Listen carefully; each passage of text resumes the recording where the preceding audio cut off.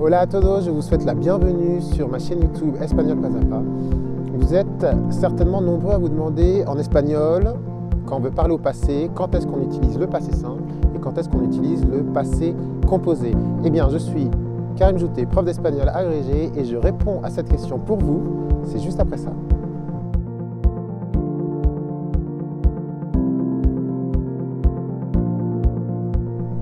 Alors je me trouve aujourd'hui en Madrid, hoy estoy en Madrid, en la capitale espagnole, juste devant un magnifique bâtiment qui s'appelle El Palacio Velázquez, en el Parque del Retiro.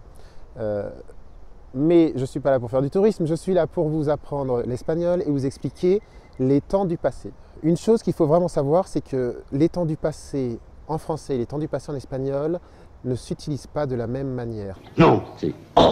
Ça, c'est très important. Il faut rentrer dans le détail pour comprendre la différence d'utilisation entre le français et l'espagnol pour les temps du passé. Pour l'imparfait, c'est très simple. L'imparfait s'utilise comme en français, c'est-à-dire pour parler d'une durée dans le passé, pour faire une description au passé, on utilise l'imparfait. Donc, pour ça, il n'y a pas trop de problème. Après, quand on veut parler d'une action dans le passé, là, ça se complique. En français, on utilise à l'oral le passé composé.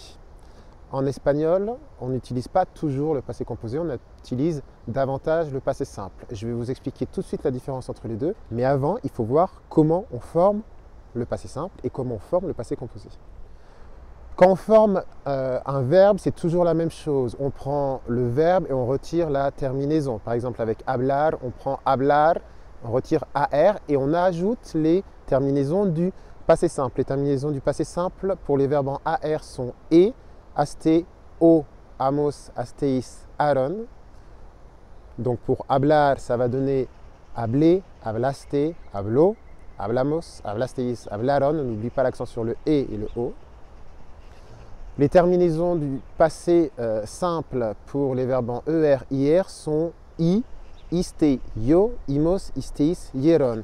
Pour comer, ça donne comi, comiste, comio, comimos, comisteis, comieron. On n'oublie pas les deux accents. Et pour bibir, ça donne, on va le mettre ici, bibir, bibi, bibi, bibi, bibiste, bibio, bibimos, bibisteis, bibieron.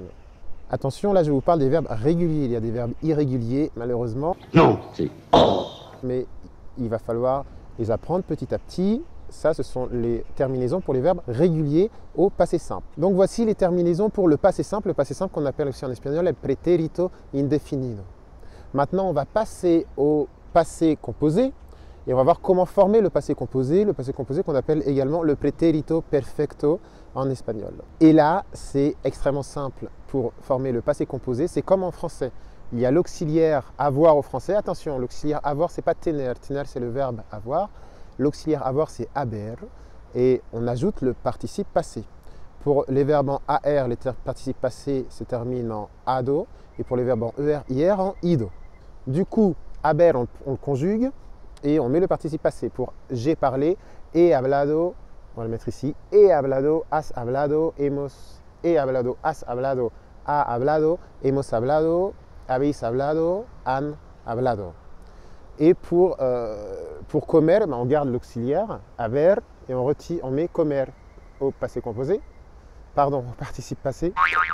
Au participe passé, ça donne comido, vivir, ça donne vivido, et on reconjugue le verbe, l'auxiliaire haber. C'est extrêmement simple pour le passé composé. Bon, j'espère que je ne vous ai pas encore perdu. Maintenant, on va passer à ce qui est vraiment intéressant dans cette vidéo, c'est à savoir quand est-ce qu'on utilise le passé composé et quand est-ce qu'on utilise le passé simple. C'est pas comme en français. On va commencer par le passé simple, le pretérito indefinido.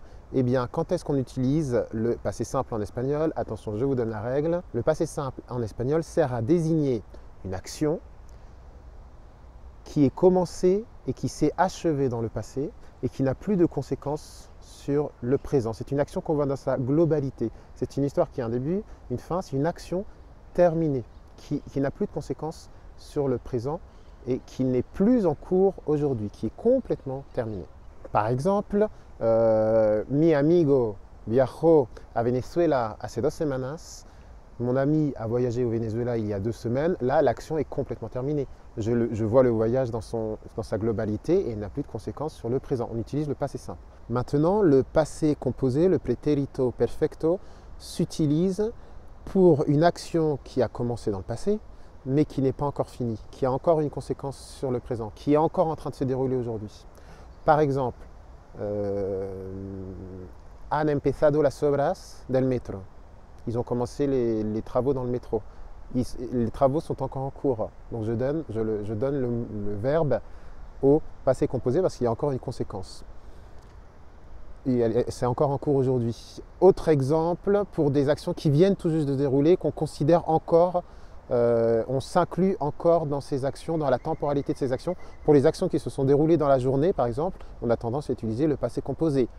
He comido con mi amiga Paola, j'ai mangé ce midi avec elle, j'ai mangé avec elle ce midi aujourd'hui dans la journée. Par contre, si je dis commis comme Paola ayer, là on est passé dans une autre temporalité et je m'exclus de cette temporalité, on utilise le passé simple. Pour simplifier les choses, le passé simple, el pretérito indefinido, parle d'actions qui sont terminées, qui n'ont plus de conséquences sur le présent, qui ne sont plus en cours. Grosso modo, ce sont les actions qui sont passées hier, avant-hier, il y a 2 semaines, il y a 3 semaines, il y a 3 ans, et qui ne sont plus en cours aujourd'hui. Le passé composé, el pretérito perfecto, à l'inverse, ce sont les actions qui se sont passées dans la journée ou qui ont commencé avant mais qui ne sont pas encore terminées aujourd'hui. Voici la différence entre le passé composé et le passé simple. Ça n'a rien à voir avec le français parce qu'en français, le passé simple, on l'a supprimé de l'utilisation orale et on est passé complètement au passé composé. En espagnol, il faut vraiment faire attention à cette distinction très importante. Voilà, c'est tout pour le cours sur la différence entre l'utilisation du passé composé et du passé simple, entre le pretérito indefinido et le pretérito perfecto. Je vais vous donner quelques devoirs. Non, c'est... Oui, vous avez quelques devoirs, évidemment. On s'exerce sur ces temps. Un exercice très simple, dans les commentaires de cette vidéo, je vous demande de m'écrire soit une phrase au passé composé, soit une phrase au passé simple. Et si vous êtes vraiment très très fort, je vous demande de me faire une phrase avec du passé composé et du passé simple, ou deux phrases qui ont un sens, qui veulent dire quelque chose ensemble, et dans lesquelles il y a du passé composé et du passé simple. Attention! Je vous demande de faire cet exercice, ce n'est pas négociable, sinon moi j'envoie mes copains.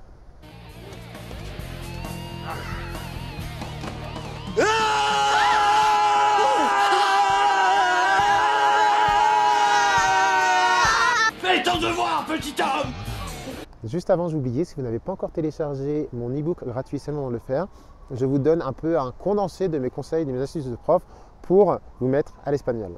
Os dejo, os deseo que os vaya todo muy bien. Como ya lo he dicho, et là vous avez vu, j'ai dit como ya lo he dicho, passé composé, parce que je viens de le dire, je suis dans cette même temporalité.